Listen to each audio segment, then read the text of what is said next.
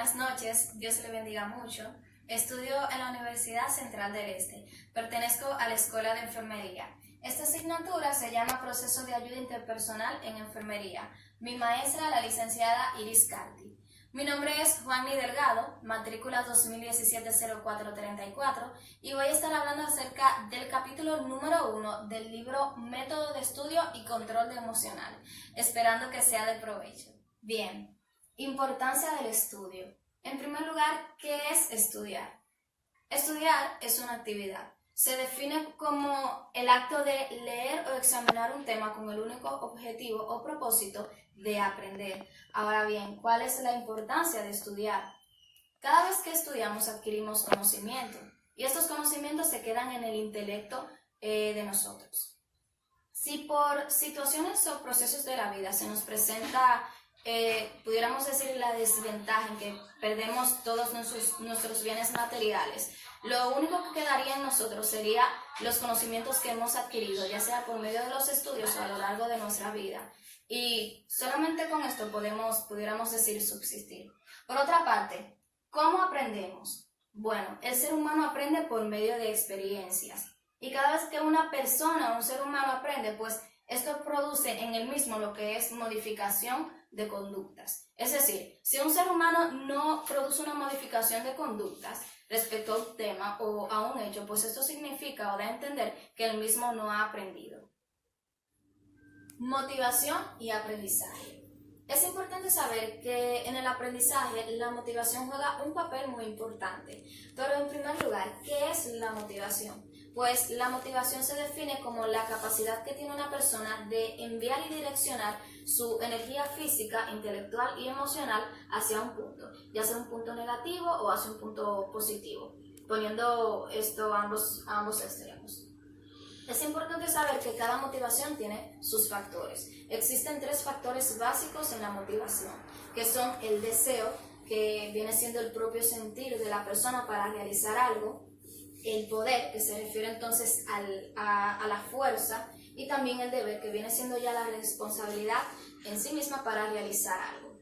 Por otro lado están las fuentes de motivación. Existen 4 fuentes principales para la motivación. En primer lugar tenemos nosotros mismos. Hace referencia ya a los pensamientos positivos que uno tiene acerca de uno mismo, el equilibrio emocional, etc.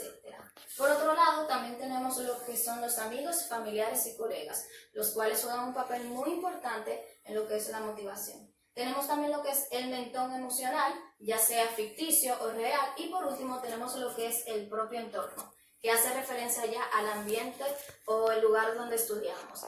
Tiene que ver mucho con lo que es la iluminación, si el lugar está ordenado, si hay poco ruido, etc. Por otro lado, tenemos lo que son las variables personales de la motivación, los cuales son 3. Tenemos lo que es el concepto, patrones de atribución causal y por último, metas de aprendizaje. El autoconcepto. El autoconcepto se define como el concepto que una persona tiene de sí misma. Esto juega un papel muy importante a la hora de estudiar.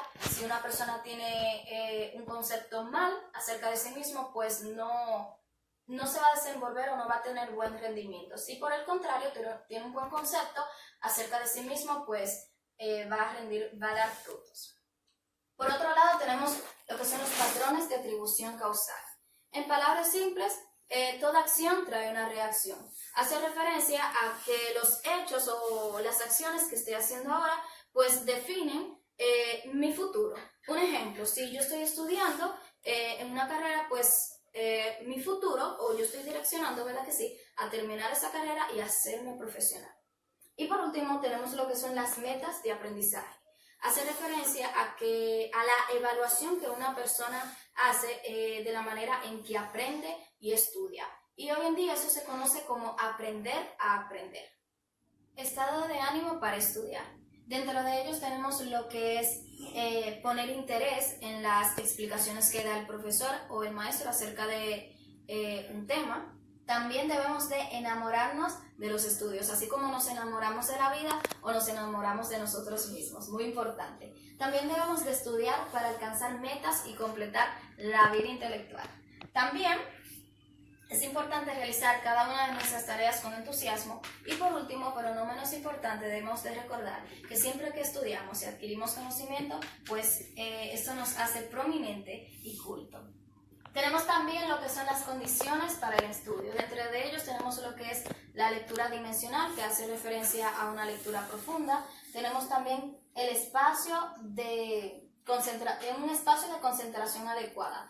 Hace referencia a que el espacio debe estar lejos de toda distracción.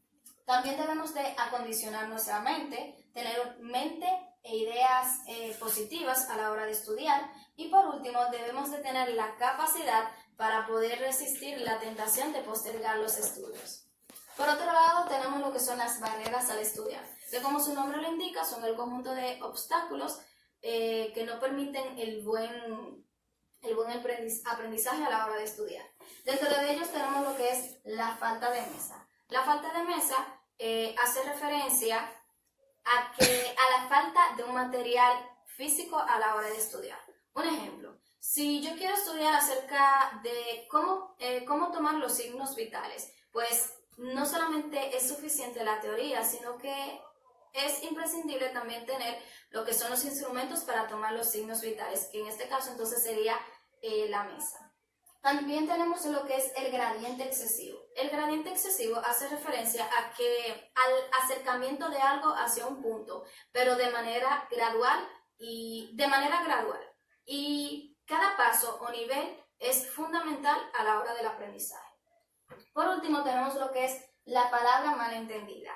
Esto hace referencia a que si estamos leyendo un texto, leemos una palabra que no entendemos, seguimos leyendo y no lo buscamos en el diccionario, pues esto lo que va a generar es un espacio en blanco y va entonces a obstaculizar el aprendizaje. ¿Cómo sacar el máximo provecho al ejercicio de la lectura? Bueno, en primer lugar, debemos de tomar el material y estudiarlo, obviamente.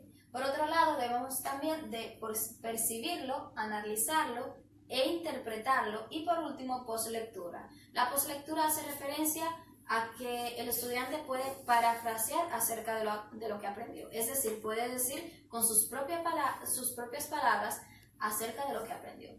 Por otro lado, tenemos lo que es la distribución del tiempo, que hace referencia a la manera, obviamente, que vamos a distribuir el tiempo a todas las actividades durante el día, incluyendo los estudios.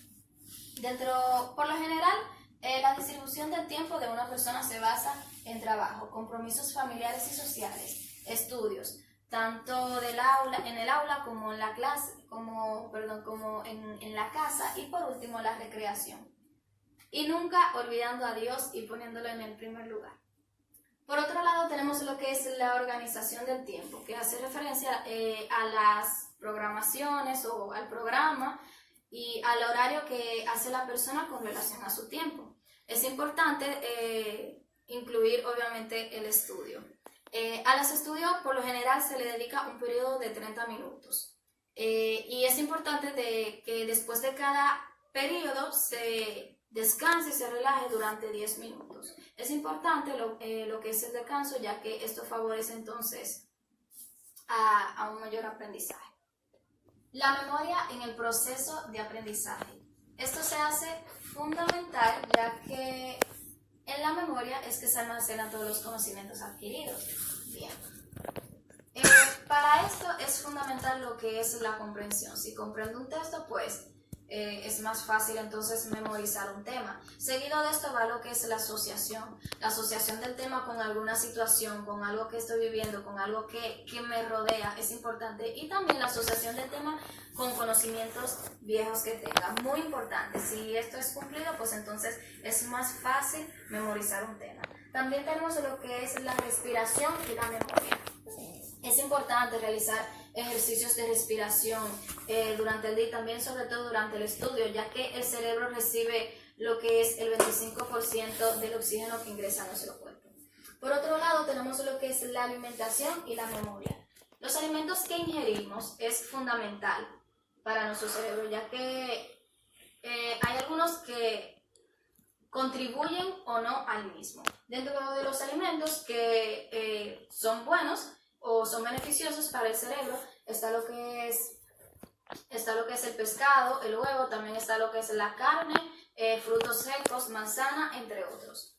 Y por último tenemos lo que es la preparación para el examen. Si hemos aprendido ya las técnicas de estudios, si sabemos cómo alimentarnos de manera correcta, practicamos los ejercicios de respiración y sabemos entonces cómo memorizar un texto, cómo comprenderlo, cómo analizarlo y asociar temas. Si también sabemos cómo aprendemos nosotros, pues entonces a la hora de tomar el examen es cosa sencilla. Bueno, hasta aquí fue mi exposición. Muchas gracias por su atención y que Dios le bendiga mucho.